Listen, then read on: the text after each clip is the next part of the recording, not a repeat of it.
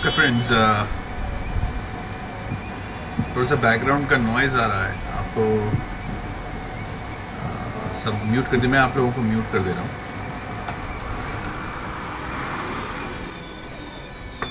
बहुत ज़रूरी है राहु केतु को इस क्लास में, ये हमारा सेकंड क्लास है आज।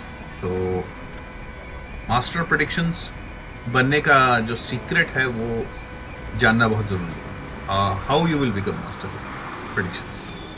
देखिए, बहुत सारे ऑनलाइन कोर्सेज हैं, वास्तु कोर्सेज हैं, अलग अलग टेक्निक सिखाते हैं, स्क्रैच से भी सिखाते हैं। लेकिन प्रॉब्लम यह है कि unless and until you know this four planets, that is Jupiter, Saturn, Rahu, Ketu, और इनके आपस में जो संबंध है, जिनको हम जिसको मैं पर्सनली द गोल्डन रेक्टेंगल कहता हूँ। The golden rectangle, triangle, rectangle, triangle, triad तो आपने सुना होगा, बट रेक्टेंगल, चार प्लैनेट्स, हाँ, चार कोने, फोर कॉर्नर्स। तो यहाँ पर राहु केतु का हम ये वाला वर्कशॉप ले रहे हैं, दिस इज सेकंड डे। यहाँ पर राहु केतु को कर्मा प्लैनेट्स कहा गया है। ये बहुत जरूरी है समझना कि कर्मा प्लैनेट्स क्या होता है। क्यों कह रहा हूँ राहु केतु को कर्मा प्लैनेट्स? देखिए, सबसे पहले तो राहु को काल पुरुष का प्लैनेट तो कहा ही गया है शुरू से ही। ऑलराइट, राहु को आपके पास्ट कर्मा के साथ एसोसिएट करते हैं, केतु को भी करते हैं।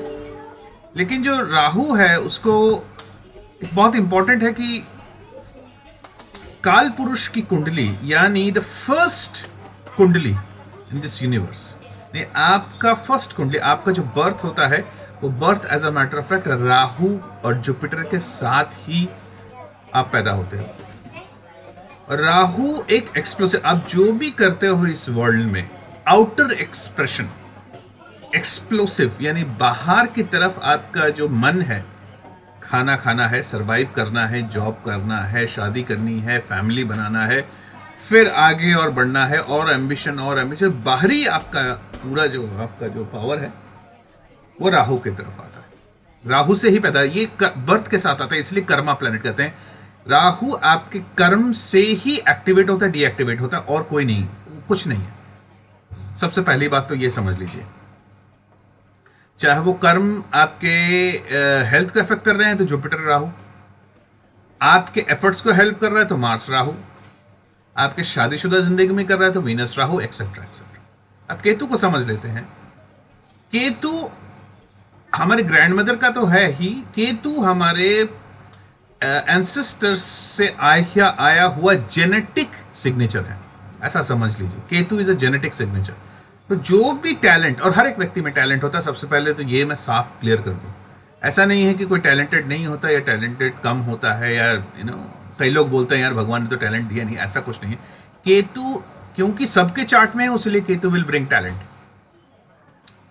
उस टैलेंट का यूज करना बहुत जरूरी है, बस वो उससे हम धीरे धीरे स्लाइड्स पे जैसे जैसे आगे बढ़ेंगे हम आएंगे कि हम कैसे हम केतु को यूज कर सकते हैं। राहु और केतु, राहु अपने आप यूज होगा, राहु को हम कुछ छेड़ नहीं सकते क्योंकि वो होगा ही होगा, क्योंकि एक्सप्लोसिव है, और केतु इम्प्लोसिव, यानी आपके अंदर को, केतु एक ठहराव है।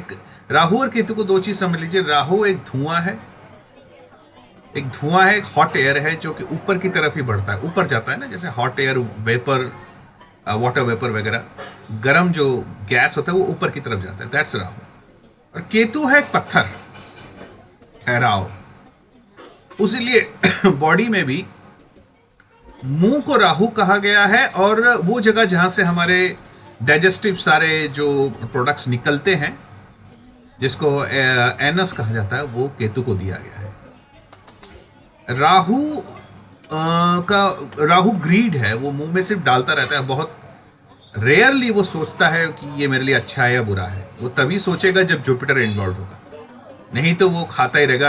आप काफी देखते होंगे आपस में भी, हम लोग भी कई बार कुछ अच्छा लगता है तो खा लेते हैं, ये नहीं देखते क्वालिटी कैसा लग रहा है। केतु हमारे उस फूड को डाइजेस्ट करता है, उससे न्यूट्रिशन एक्सट्रैक्ट करता है, और फिर वेस्ट प्रोडक्ट बना के उसको बाहर निकल देता है। उसीलिए ही डॉक्टर या हीलर के साथ केतु को एसोसिएट किया गया है, क्योंकि केतु ठहराव है जब तक आपके कर्मों को एक्सट्रैक्ट नहीं कर लेगा।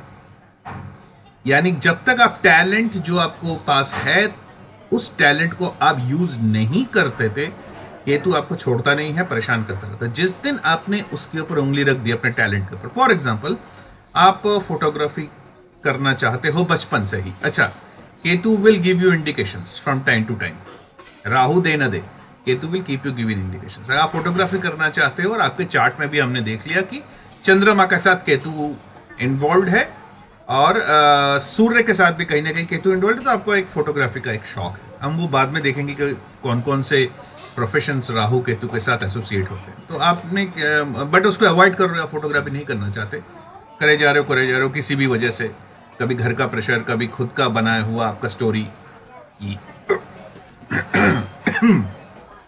अभी फोटोग्राफी तो शौक है, इसमें पैसा नहीं है, क्या है, करियर परस्यू करो, सॉफ्टवेयर इंजीनियरिंग करो या चार्टर्ड अकाउंटेंसी, लॉ, व्हाटएवर।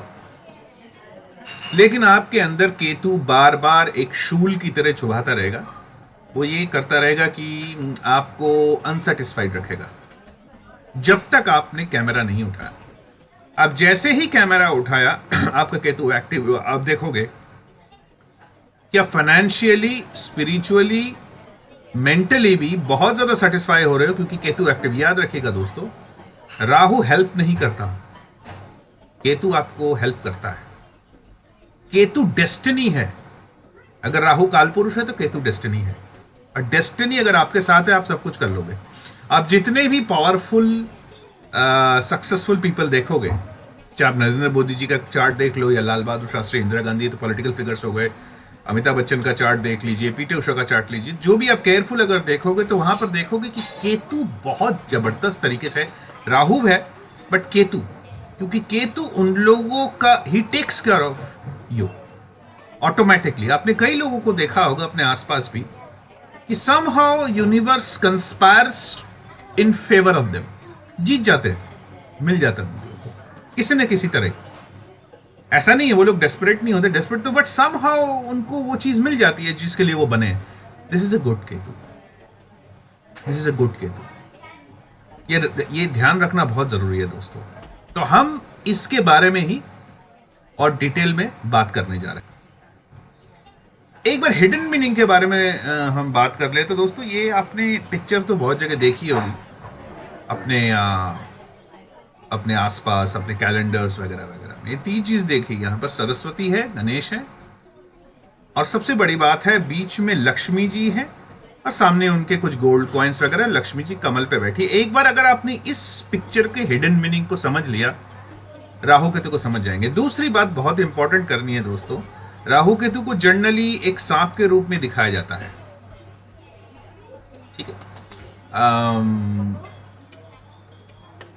एक सांप के रूप में जिसको भगवान विष्णु ने काट दिया था बीच में से, तो सर बन गया उनका, राहु केतु बन गया।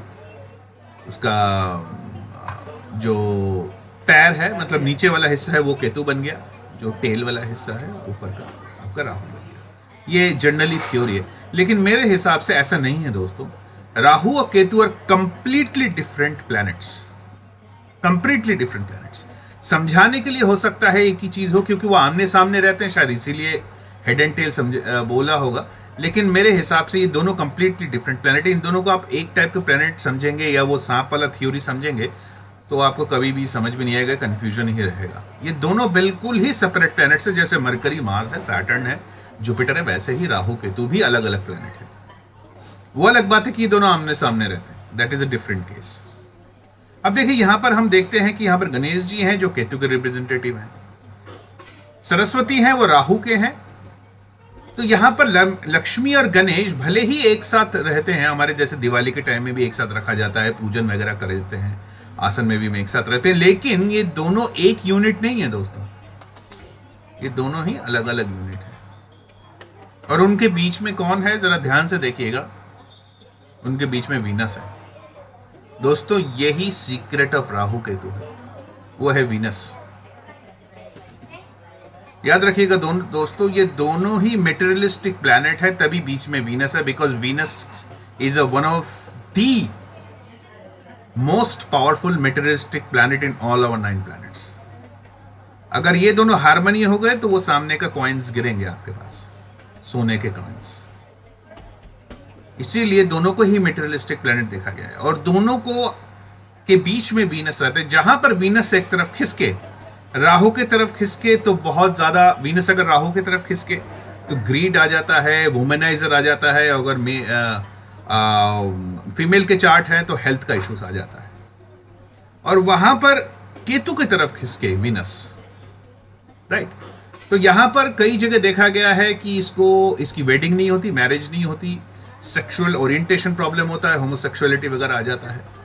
और वीनस केतु में ये पैसा भी कमी कमा नहीं सकता, क्योंकि यहाँ पर बहुत ज़्यादा उसको सुपरस्टिशियस ऐसा भ्रम होता है कि मैं तो स्पिरिचुअल गुरु बनने आया हूँ इस दुनिया में, मैं ये सब करने नहीं आया। तो एक अजीब और गरीब भ्रम में रहता है, तो कंप्लीट फेलियर हो जाता है। तो इसके बीच में रखना बहुत ज़रूरी है। तो यहीं पर हमारा रेमेडीज भी का सीक्रेट यही है, वीनस के थ्रू। ऑलराइट, ये जानना बहुत जरूरी है। ऐसे बहुत सारे हम और भी मीनिंग्स देखेंगे। मीनिंग को देखते, विजुअल देख के हम राहु केतु को समझने की कोशिश करेंगे, रादर देन बोरिंग वही एक्सप्लेनेशंस एंड चार्ट्स पे तो आएंगे ही ऑब्वियसली, लेकिन फंडामेंटल्स हमें क्लियर होनी चाहिए और हमारे सामने हैं, हमने कभी देखा नहीं है। तो हम ऐसे ही कुछ और स्लाइड्स लेंगे।